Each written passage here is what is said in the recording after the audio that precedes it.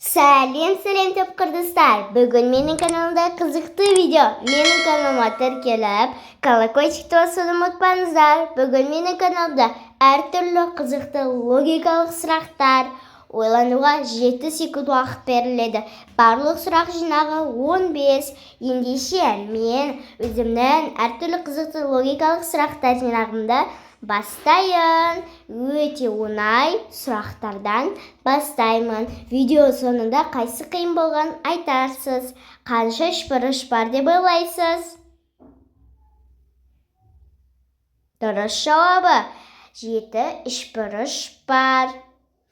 Екінші сұрағым, тамақ пісірерде ең бірінші қазанға не салады? Дұрыс жауабы көз. Қай дене мүшесі бұзылмайды? Дұрыс жауабы тіс. Сұлу сөзінің синонимін табыңыз.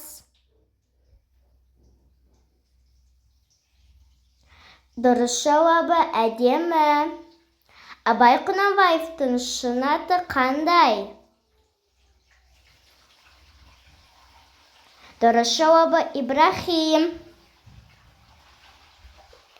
Қазақ халқының ежелгі баспанасын табыңыз.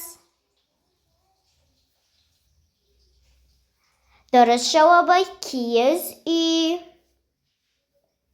Адам ағзасында қай орган ауыстыруға келмейді? Дұрыс жауабы ми. Адам терісі салмағының қанша пайызын алады? Дұрыс жауабы 15. Футболда пенальді қандай қашықта тебеді? Бұл бізде дұрыс жауабы 11 метр қашықтықта. Қай жануарлардың тісі көп? Дұрыс жауабы ұлу. Қандай сан жоқ деп ойлайсыз?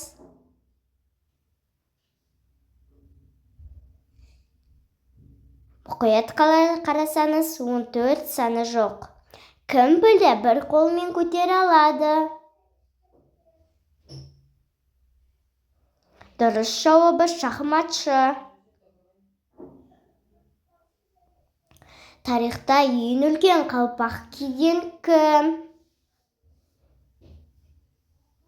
Дұрыс жауабы басы ең үлкен адам. Қай отбасының баласы?